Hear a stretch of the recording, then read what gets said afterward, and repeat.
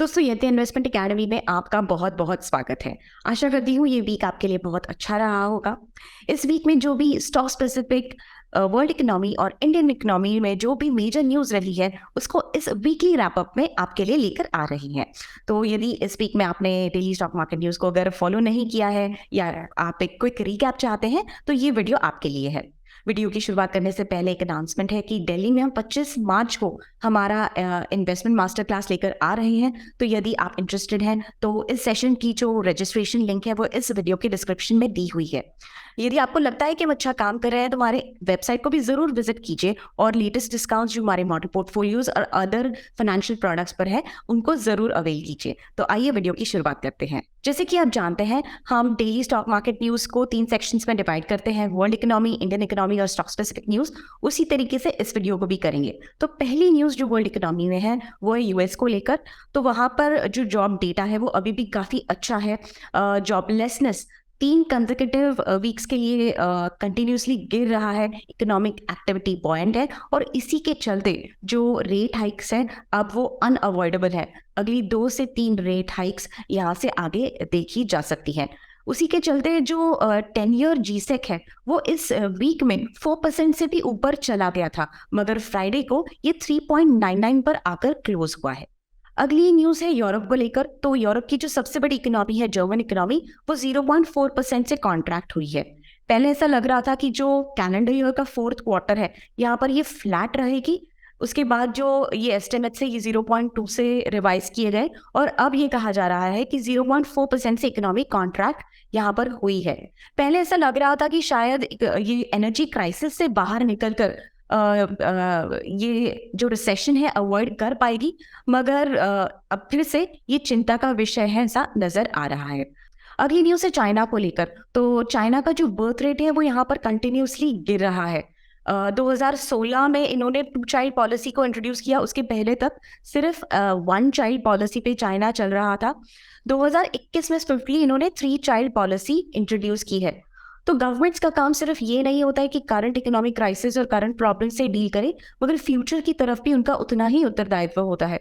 तो यहाँ पर अगर हम इंडिया से इसको कोरिलेट करते हैं तो इंडिया का जो एवरेज एज है वो है 28.7 और जो हमारा जो पॉपुलेशन है वो लगभग 35% of population below the age of 20 years है। ऐसा कहा जा रहा है कि 2070 तक जो मेजर इकोनॉमीज है उनमें इंडिया सबसे यंगेस्ट, यानी 2070 तक हम यंगेस्ट कंट्री रहेंगे। और जब एक यंग कंट्री होती है, एक एस्पिरेशनल क्राउड होता है, वहां पर इकोनॉमिक ग्रोथ काफी बॉयंट होती है। और इसी के चलते ये भी कहा जा रहा है कि by the end of this decade हम 3rd बिगेस्ट इकोनॉमी बन जाएंगे। तो ये जो फियर है ये चाइना के जो बर्थ रेट फॉल की वजह से उन्हें नजर आ रहा है कि ये चैलेंज शायद उस कंट्री को फेस करना पड़े, और इसी को डील करने के लिए इन्होंने ये 3 चाइल्ड पॉलिसी यहाँ पर इंट्रोड्यूस की है। तो इस पॉलिसी को लेकर पब्लिक की तरफ से अच्छा रिस्पांस नहीं है, क्योंकि ऑब्वियसली जो महिलाएं हैं उनका करियर यहाँ पर इम्पैक्ट होता है और इसी वजह से ये एक चिंता का विषय चाइना में नजर आ रहा है। हमने जापान के केस में भी देखा है कि 48.6 उनका एवरेज एज है और सिर्फ लगभग 16% का ही इनका जो पॉपुलेशन है ये बिलो 20 ईयर्स है। तो वहाँ पर एक बहुत चिंता का विषय है। शायद इसी लाइन से चाइना सोच रही है और 3 चाइल्ड पॉलिसी यहाँ पर लेकर आई है। अगली न्यूज़ है चाइना के मैन्युफैक्चरिंग सेक्टर को लेकर। तो जो इनका PMI इंडेक्स है, परचेसिंग मैन्युफैक्चर इंडेक्स, ये पिछले एक डेकेड में सबसे अच्छी तरीके से एक्सपैंड हुआ है। ये करंटली 52.65% के लेवल्स पर है। तो जबकि कंट्री कोविड क्राइसिस से बाहर आ रही है, इकोनॉमिक एक्टिविटी बढ़ रही है, मैन्युफैक्चरिंग एक्टिविटी बढ़ रही है, तो from a global perspective it is a good news, क्योंकि China is the second largest economy in the world. और जब भी बड़ी इकोनॉमीज में अच्छी न्यूज़ आती है, इकोनॉमिक एक्टिविटी बढ़ती है या बुरी न्यूज़ आती है, इसका पूरा इम्पैक्ट पूरी दुनिया पर पड़ता है। तो मैन्युफैक्चरिंग कैपेसिटी का एक्सपैंड होना यहाँ पर एक अच्छी खबर है। चाइना जो है वो दुनिया का सबसे बड़ा ऑयल इंपोर्टर भी है। तो जहाँ पर मैन्युफैक्चरिंग कैपेसिटी इंक्रीज या एक्सपैंड हो रही है वहीं पर ऑयल की डिमांड बढ़ रही है, और इसी के चलते जो क्रूड ऑयल है वो फ्राइडे को $86 पर बंद हुआ। लास्ट न्यूज वर्ल्ड इकोनॉमी में चाइना को लेकर है। तो यूएस फर्म्स जो है वो चाइना को as an investment priority investment की तरह नहीं देख रहे हैं। पिछले 25 सालों में टॉप 3 जो इनके डेस्टिनेशंस हुआ करते थे उसमें चाइना फिगर कर रही थी। तो फिलहाल जो जियोपॉलिटिकल टेंशंस चल रहे हैं और डोमेस्टिक इकोनॉमिक इश्यूज हैं, इसी के चलते अब ये फर्म्स दूसरे डेस्टिनेशंस की ओर देख रही हैं। अब बढ़ेंगे इंडियन इकोनॉमी की ओर। तो फर्स्ट न्यूज है, जो जीडीपी है वो हमारे थर्ड क्वार्टर में 4.4% से ही बढ़ी है। फर्स्ट क्वार्टर में ये 13.2% से बढ़ी थी, सेकेंड क्वार्टर में 6.2% से, और अब ये स्लो डाउन 4.4% पर आ रहा है। तो दुनिया के कंपैरिजन में जहाँ पर रिसेशन की बातें हो रही हैं, स्टैग्नेशन की बातें हो रही हैं, वहाँ पर we are very well placed. भले ही स्लो डाउन है मगर ग्रोथ में स्लो डाउन है। और यहाँ पर जो पहले एस्टिमेट था कि पूरे फिस्कल में जो जीडीपी ग्रो होगी 7% से, उसको रिटेन किया गया है। तो nothing to worry about that on the GDP front. अगली न्यूज़ है जीएसटी को लेकर। तो जीएसटी कलेक्शन फरवरी में 12% से बढ़ा है। लगभग 1.5 लाख करोड़ का जो जीएसटी कलेक्शन यहाँ पर हुआ है। सेस का हाईएस्ट कलेक्शन फरवरी मंथ में अब तक का देखा है, लगभग 12,000 करोड़ का यहाँ पर कलेक्शन हुआ है। जो हाईएस्ट कलेक्शन था वो अप्रैल 2022 में हुआ था GST collection, second highest collection जनवरी 2023 में, और अब फरवरी थर्ड हाईएस्ट मंथ रहा है अब तक का जहां पर जीएसटी कलेक्शन इस मात्रा में हुआ है। तो GST collection is a good news, क्योंकि जब भी जीएसटी कलेक्शन बढ़ता है तो फिस्कल डेफिसिट हमारा यहाँ पर कम होता है। अगली न्यूज है डायरेक्ट टैक्सेस को लेकर। तो जनरली डायरेक्ट टैक्सेस वो होते हैं जो इंडिविजुअल और कॉर्पोरेट टैक्सेस होते हैं। ये फाइनेंशियल ईयर 23 में जो भी गवर्नमेंट के एस्टिमेट्स थे उनको पॉजिटिवली यहाँ पर रिवाइज करना पड़ेगा, ऐसा नजर आ रहा है।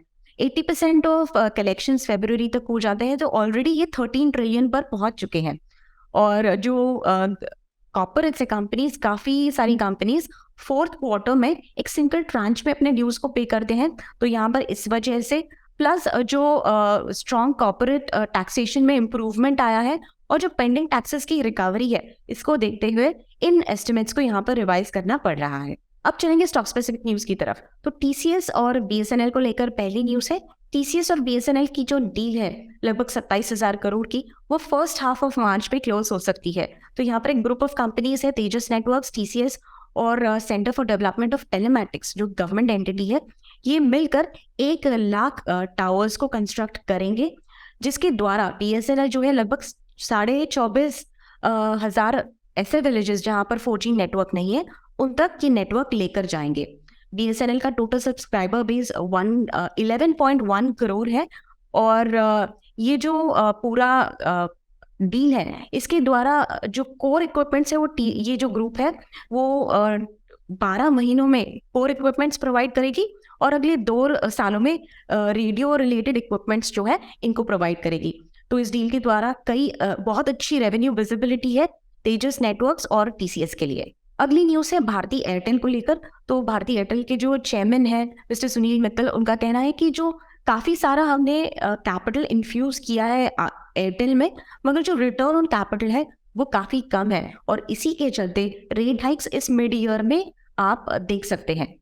तो उनका कहना है कि गवर्नमेंट भी कॉन्शियस है, रेगुलेटर्स कॉन्शियस है और पब्लिक भी ये जानती है कि हम फिर से वोडाफोन जैसी कोई कंपनी देखना नहीं चाहते हैं और इसी के चलते जो रेट हाइक्स है इनको करना पड़ेगा। और भले ही ऐसा लग रहा हो कि कस्टमर्स के लिए इट्स अ नेगेटिव न्यूज़, पर from a share holders perspective it's a good news that they are taking corrective positive steps कि ऐसा वोडाफोन जैसा इशू दोबारा ना दोहराया जाए। अगली न्यूज़ है पैसेंजर व्हीकल्स को लेकर। तो पैसेंजर व्हीकल्स की जो ग्रोथ है वो फरवरी में डबल डिजिट में रही, क्योंकि कस्टमर डिमांड अच्छा था, सप्लाईज भी अच्छे थे। कंपनीज का कहना है कि अभी ये ग्रोथ अच्छी लग रही है, मगर जो रेट हाइक्स अभी ली गई हैं उसकी वजह से डिमांड पर इम्पैक्ट हो सकता है। जो सप्लाईज को लेकर इन्होंने कहा है कि जो डोमेस्टिक मॉडल्स हैं उनके मैन्युफैक्चरिंग पर ज़्यादा इम्पैक्ट नहीं है और बाकी भी मैन्युफैक्चरिंग पर ये कंपनीज ट्राई कर रही है कि मिनिमम कम से कम इम्पैक्ट मैन्युफैक्चरिंग पर सप्लाई चेन इश्यूज़ की वजह से जो हो रहा है उसको मिनिमाइज किया जा सके। अगर टू व्हीलर सेगमेंट की बात करते हैं तो डिमांड सबड्यूड रही। हालांकि टीवीएस मोटर्स जो है इन्होंने 28% का राइज यहाँ पर दिखाया है। टीवीएस मोटर्स और जो बजाज ऑटो है, ये दोनों ही काफ़ी इंडिपेंडेंट है एक्सपोर्ट्स पर, क्योंकि ये इमर्जिंग इकोनॉमीज को एक्सपोर्ट करते हैं। तो यहाँ पर काफ़ी ज़्यादा इम्पैक्ट देखने को मिला। बजाज ऑटो के केस में 30 to 40% जो इनका जो रेवेन्यू है वो एक्सपोर्ट से आता है। तो ओवरऑल 11% का डिप बजाज ऑटो के मामले में यहाँ पर देखा गया है। अगर कमर्शियल व्हीकल्स की बात करते हैं, जहां टाटा मोटर्स सबसे बड़ा प्लेयर है, वहां पर भी 3% का डिक्लाइन देखा गया। अगली न्यूज़ है रिलायंस रिटेल को लेकर। तो रिलायंस रिटेल कह रहा है कि ये अगले 2 साल में दुनिया का सबसे बड़ा गारमेंट सेलर बनना चाहता है। तो इनके ब्रांड्स हैं ट्रेंड, सेंट्रो, अजोर्ड, फैशन फैक्ट्री। इनके 4000 आउटलेट्स हैं, जिसके द्वारा इन्होंने 43 करोड़ गारमेंट पीसेस 2022 में बेचे हैं। ये इतने कपड़े हैं जो पूरे यूएस और कनाडा का पॉपुलेशन जो है, इनको एक बार पहनाया जा सकते हैं। तो इतने कपड़े इन्होंने फाइनेंशियल ईयर 22 में बेचे हैं, और इनका कहना है कि अगले 2 साल में सबसे बड़े गारमेंट सेलर बन सकते हैं। इनका ये भी कहना है कि राइजिंग इनकम की वजह से जो प्रीमियम सेगमेंट है उसमें इनको ग्रोथ अच्छी अब नजर आती है। अगली न्यूज़ है पीटीसी को लेकर, जो कि पावर कंपनी है, पावर ट्रेडिंग कंपनी है। इनके प्रमोटर्स अपना स्टेक सेल करना चाहते हैं, और यहाँ पर टाटा पावर और 3 ऐसे प्लेयर्स हैं जो ये स्टेक खरीदना चाहते हैं। तो जो 3 दूसरे प्लेयर्स हैं वो है JSW एनर्जी, ग्रीनको और टोरेंट पावर। तो जिस कंपनी को भी यहाँ पर कंट्रोलिंग स्टेक मिलेगा, उसको पीटीसी के साथ साथ पीटीसी फाइनेंशियल सर्विसेज का भी कंट्रोल मिलेगा। अगली न्यूज़ है सोलर इंसेंटिव्स को लेकर। तो लगभग 19,000 करोड़ के इंसेंटिव्स गवर्नमेंट देना चाह रही है, और इसी रेस में हमें नजर आते हैं रिलायंस, टाटा पावर और कई सारे प्लेयर्स। तो मेक इन इंडिया जो इनिशिएटिव है उसी का ये एक हिस्सा है। प्रधानमंत्री हमारे कंट्री को एक मैन्युफैक्चरिंग पावर हाउस बनाना चाहते हैं। कोविड की सिचुएशन में हमने देखा था कि काफ़ी सारे सप्लाई चेन इश्यूज आए थे, बिकॉज काफ़ी कॉन्सेंट्रेशन था चाइना की तरफ। तो इंडिया भी एक ऑप्शन इस केस पे हो सकता है। यहाँ पर हमारी भी डिपेंडेंसी चाइना के ऊपर है, जहाँ पर हम सोलर पैनल्स को इंपोर्ट करते हैं, जहाँ पर फॉरेन करेंसी को खर्च करना पड़ता है। तो इसी खर्चे को कम करने के लिए, डिपेंडेंसी को कम करने के लिए ये एक इनिशिएटिव है। इस इनिशिएटिव के द्वारा 90 गीगावाट्स की पावर जनरेशन कैपेसिटी यहाँ पर खड़ी करना चाहते हैं, जो हमारे देश के लिए काफ़ी है और एक्सपोर्ट भी की जा सकती है। पीटीसी बिड में और इन सोलर इंसेंटिव्स में भी अदानी एक ग्रुप ऑफ कंपनीज देखी जा रही थी जो पार्टिसिपेट करेंगी, मगर उनकी जो करंट सिचुएशन है उसके चलते इन्होंने इन दोनों बिड्स में पार्टिसिपेट नहीं किया है। अगली न्यूज़ है एनएचपीसी को लेकर। तो एनएचपीसी ने इंटरिम डिविडेंड्स पे आउट किए हैं गवर्नमेंट ऑफ इंडिया को लगभग 1000 करोड़ के। एनएचपीसी के लगभग 8 लाख शेयर होल्डर्स हैं, और उनको अब तक लगभग 1400 करोड़ से भी ज़्यादा के डिविडेंड्स पे आउट किए जा चुके हैं। अब तक जो 9 महीने हुए हैं इस फाइनेंशियल ईयर के, उसमें एनएचपीसी ने लगभग 3,25,000 करोड़ के प्रॉफिट्स जनरेट किए हैं। अगली न्यूज़ है अदानी ग्रुप को लेकर। तो लगभग $3 बिलियन की फंडिंग इन्हें सॉवरेन फंड से मिली है, ऐसी न्यूज़ थी, मगर इस न्यूज़ को कंप्लीटली अदानी ग्रुप ने डिनाई किया है। मगर फिर भी बुधवार के दिन मार्केट ऊपर था, और जैसे कि हमने देखा, जो भी बैंक्स थी जो अदानी ग्रुप को जिन्होंने लेंड किया था, इनको भी मार्केट ने काफ़ी बुरी तरीके से पनिश किया था। तो इस डिनाइल के बावजूद पीएसयू बैंक इंडेक्स लगभग 3% से बुधवार के दिन ऊपर था। अगली न्यूज़ है फिर से अदानी ग्रुप को लेकर, जहां पर इन्होंने अपना जो 15,500 करोड़ का स्टेक है ये जीक्यूजी पार्टनर्स को बेचा है, और इसी न्यूज़ के चलते फिर से जो पीएसयू बैंक इंडेक्स था वो 5% से भी ज़्यादा ऊपर क्लोज हुआ फ्राइडे के दिन। अगली न्यूज़ है रेल विकास निगम लिमिटेड को लेकर। तो इनका एक जॉइंट वेंचर है रशियन फर्म ट्रांसमैश होल्डिंग के साथ। इस जॉइंट वेंचर को 58,000 करोड़ का एक प्रोजेक्ट मिला है 200 वंदे भारत ट्रेन कंस्ट्रक्ट करने का। तो यहाँ पर कंस्ट्रक्शन कॉस्ट 24,000 करोड़ है, और 35 सालों तक इन्हें इन ट्रेन को मेंटेन भी करना पड़ेगा। तो भले ही मेंटेनेंस यहाँ पर है, मगर 50% से भी ज़्यादा ऑपरेटिंग प्रॉफिट यहाँ पर कंपनी कमा सकती है। भले ही ज़्यादा एक्सपर्टीज रशियन फर्म का ही रहेगा, मगर इस पूरे अर्निंग का 25% रेल विकास निगम लिमिटेड को मिलेगा। और इसी न्यूज़ के चलते गुरुवार के दिन 10% से भी ज़्यादा ऊपर ये स्टॉक चला गया था। अगर हम सेंसेक्स और निफ्टी के क्लोजिंग को देखते हैं, तो फ्राइडे को सेंसेक्स 58,808.97 पॉइंट्स पर क्लोज हुआ, लगभग 1.29% या फिर हम कह सकते हैं कि 759 पॉइंट्स ऊपर क्लोज हुआ। वहीं अगर निफ्टी की बात करते हैं तो निफ्टी 17,594.35 पॉइंट्स पर क्लोज हुआ, लगभग 0.8% ऊपर, या कि हम कह सकते हैं 155.7 पॉइंट्स ऊपर क्लोज हुआ। तो इसी के साथ वीकली रैपअप न्यूज सेक्शन यहाँ पर खत्म होता है। आशा करते हैं ये वीडियो आपको अच्छा लगा होगा। अगर आपको अच्छा लगा है तो कमेंट कीजिए, शेयर कीजिए, लाइक कीजिए, हमारे चैनल को सब्सक्राइब कीजिए। और अगर आपको लगता है हम अच्छा काम कर रहे हैं तो investdn को जरूर विजिट कीजिए। मिलेंगे किसी ऐसे ही और वीडियो में, तब तक के लिए हैप्पी इन्वेस्टिंग।